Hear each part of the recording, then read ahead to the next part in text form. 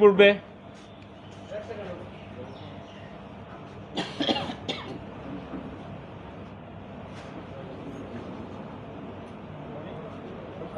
আমাৰ এইটো হৈ আছে না ৰাজ্য দলৰ লাইভটো হৈছে না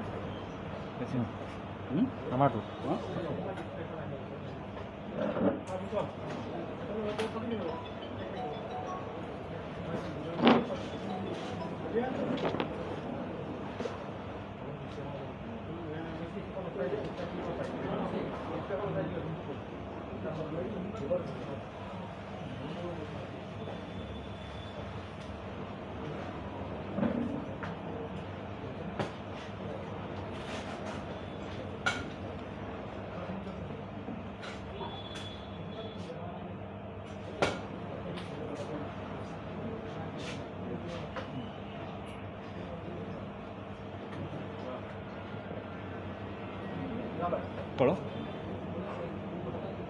কালি আমি ইতিমধ্যে সংবাদ মাধ্যমত সংবাদমেল যোগে অৱগত কৰিছোঁ যে কিদৰে ৰাইজৰ দলৰ কাৰাৰুদ্ধ সভাপতি অখিল গগৈক আৰু অধিক দিন কাৰাবন্দী কৰি ৰাখিবৰ কাৰণে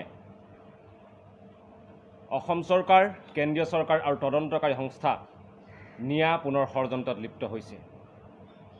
ইতিমধ্যে আপোনালোক অৱগত হৈছে যে অখিল গগৈৰ বিৰুদ্ধে এখন অতিৰিক্ত অভিযোগনামা দাখিল কৰা হৈছে চাৰ্চ ফ্ৰেমৰ গোচৰৰ শুনানি শেষ মুহূৰ্তত।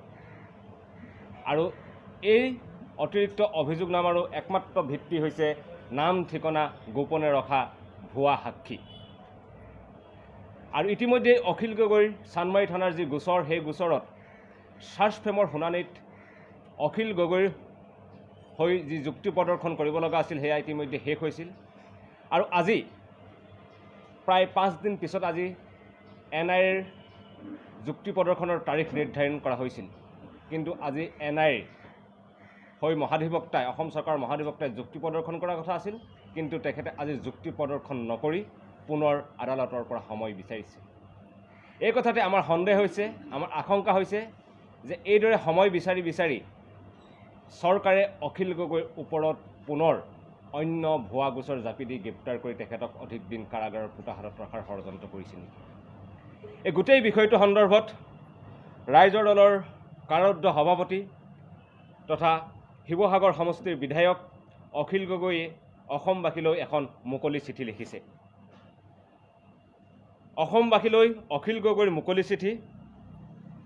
মোৰ বিৰুদ্ধে ৰচনা কৰা হৈছে গভীৰ ষড়যন্ত্ৰ, মোক ৰাইজৰ সহায় লাগে। শ্ৰদ্ধেয় অসমবাসী ৰাইজ, সংগ্ৰামী অভিবাদন গ্ৰহণ কৰিব। অতি জৰুৰী কাৰণত এই পত্ৰ লিখিলোঁ। মোক আকৌ জেলতে ৰখাৰ ষড়যন্ত্ৰ ৰচনা হৈছে। মোক কাৰাগাৰৰ পৰা ওলাব নোৱাৰাৰ ব্যৱস্থা কৰিব খোজা হৈছে। মোৰ কণ্ঠ চিৰকাললৈ ৰুদ্ধ কৰি দিব খোজা হৈছে। এয়া মোৰ বিৰুদ্ধে অসম চৰকাৰ, কেন্দ্ৰীয় চৰকাৰ আৰু ৰাষ্ট্ৰীয় অনুসন্ধানকাৰী সংস্থাৰ সন্মিলিত ষড়যন্ত্ৰ। বোধহয় অসমৰ মুখ্যমন্ত্ৰীয়ে এই কামৰ নেতৃত্ব লৈছে। মোক ৰাইজৰ সহায় লাগে। ৰাইজে ঐক্যবদ্ধভাৱে প্ৰতিবাদ কৰি চৰকাৰৰ এই ষড়যন্ত্ৰ উফৰাই পেলাওক। মই আপোনালোকৰ কণ্ঠ, মোৰ কণ্ঠ হত্যা কৰিবলৈ নিদিব।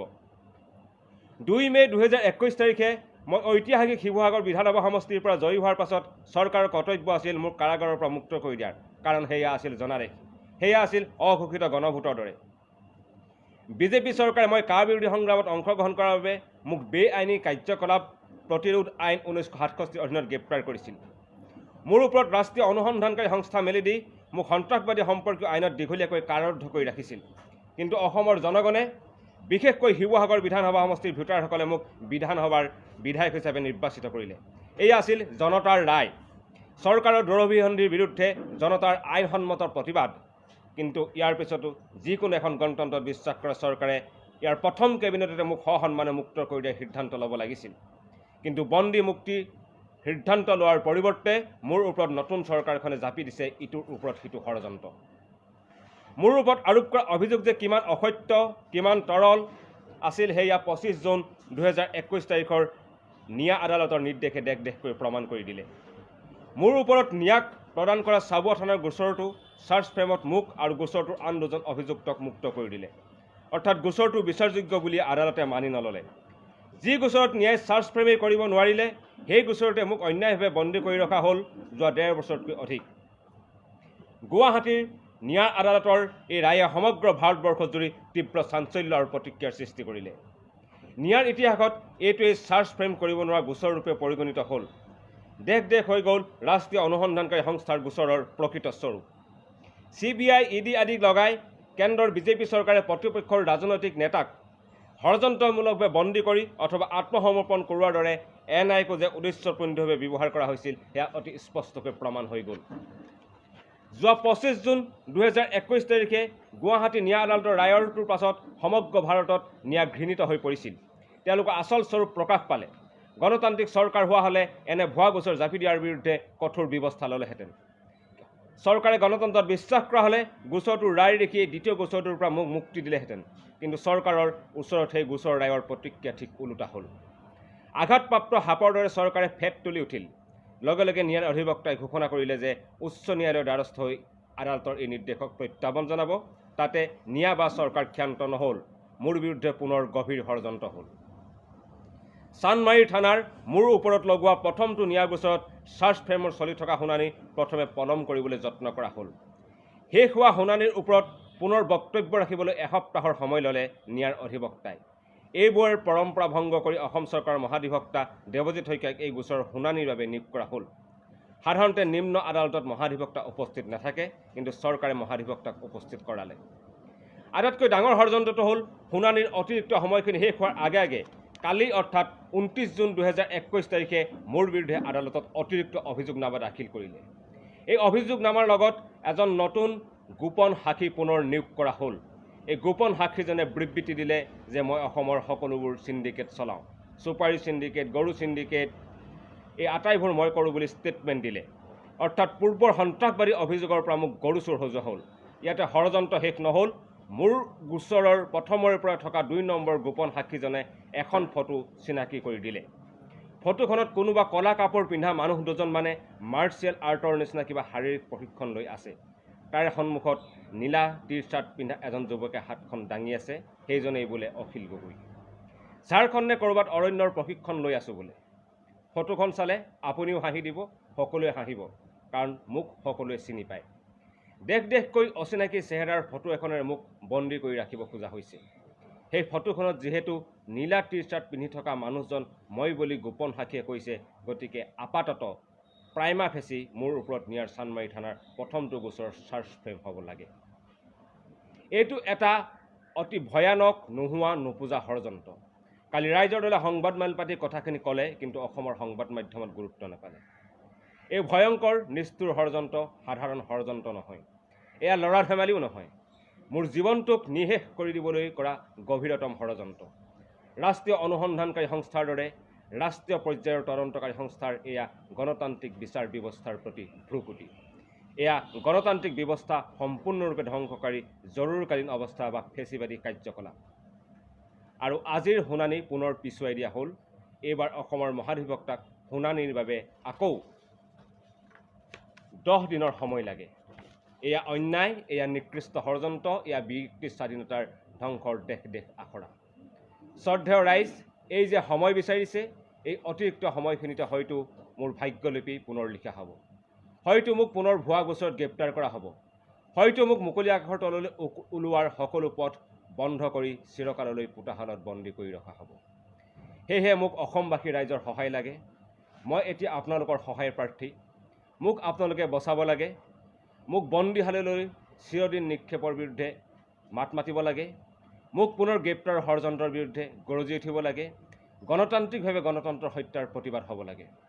মই বিৰোধী পক্ষত থাকি চৰকাৰক বিপদত পেলাওঁ বুলি এই ষড়যন্ত্ৰ। মোৰ কণ্ঠ, মোক মানুহটোক আপোনালোকে বচাওক। মই চিৰদিন আপোনাৰ হবৰ হৈ মাত মাতি যাম। ধন্যবাদে। অখিল গগৈ, সভাপতি, ৰাইজৰ দল, বিধায়ক, শিৱসাগৰ বিধানসভা সমষ্টি। এইদৰে আজি আমাৰ দলৰ সভাপতি তথা শিৱসাগৰ সমষ্টিৰ বিধায়ক অখিল গগৈ, তেখেতক চিৰদিনলৈ কাৰাগাৰৰ পোতাশালত চৰকাৰে ৰখাৰ যি ষড়যন্ত্ৰ, এই ষড়যন্ত্ৰৰ বিৰুদ্ধে জনমত গঠনৰ বাবে অসমবাসী ৰাইজৰ আহ্বান জনাইছে। আৰু আমিও ৰাইজৰ তলৰ পৰা সমগ্ৰ অসমবাসী ৰাইজক সহায় বিচাৰিছোঁ, অনুৰোধ জনাইছোঁ যে অখিল গগৈৰ কণ্ঠৰুদ্ধ কৰিবৰ কাৰণে বিজেপি চৰকাৰে যি নিজ ষড়যন্ত্ৰ কৰিছে, এই ষড়যন্ত্ৰৰ বিৰুদ্ধে অসমৰ ৰাইজখন মাত মাতি উঠক আৰু অসমৰ জনতাৰ কণ্ঠ বুলি সকলোৱে কোৱা অখিল গগৈ যাতে অসমৰ জনগণৰ হৈ মাত মাতি যাব পাৰে, তেখেত যাতে মুকলি হৈ আকাশৰ তললৈ আহিব পাৰে, তাৰ বাবে আমি অসমবাসী ৰাইজৰ সহায় বিচাৰি পুনৰ আমি তেখেতসকলৰ সহায় বিচাৰিছোঁ। আৰু আমাৰ আজিৰ সংবাদমেলত আমাৰ দলৰ সাধাৰণ সম্পাদক কমল কুমাৰ মেধি ডাঙৰীয়া আছে, মই তেখেতকো বক্তব্য দাঙিবলৈ অনুৰোধ জনাইছোঁ।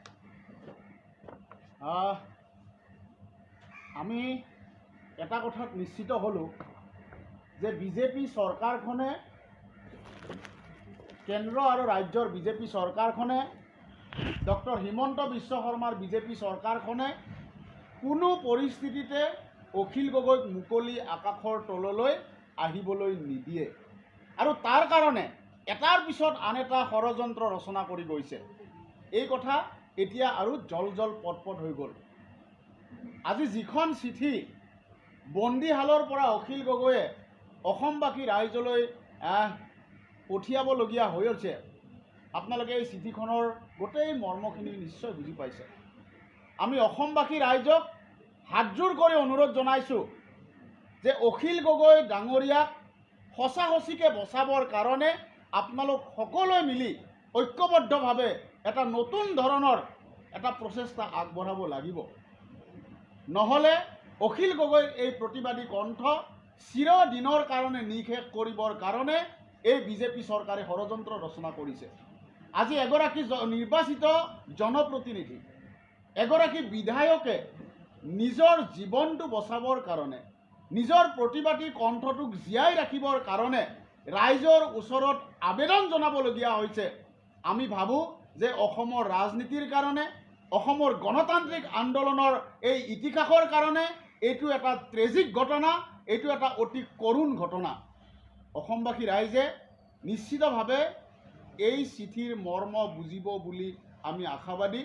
আৰু আহক আমি সকলোৱে মিলি অখিল গগৈক পোতাশালৰ পৰা মুকলি কৰি আনো। নতুন নতুন ভুৱা সাক্ষী, নতুনকৈ আকৌ গোচৰ জাপি দিয়াৰ যি আশংকা, তাৰ বিপৰীতে সকলোৱে দল মত নিৰ্বিশেষে একত্ৰিত হৈ আহক আমি অখিল গগৈক মুকলি আকাশৰ তললৈ উলিয়াই আনিবৰ কাৰণে আমি প্ৰচেষ্টা হাতত লওঁ।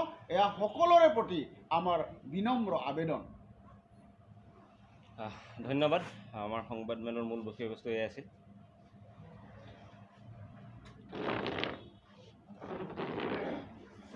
চিঠিৰ কপি পাইছে ন?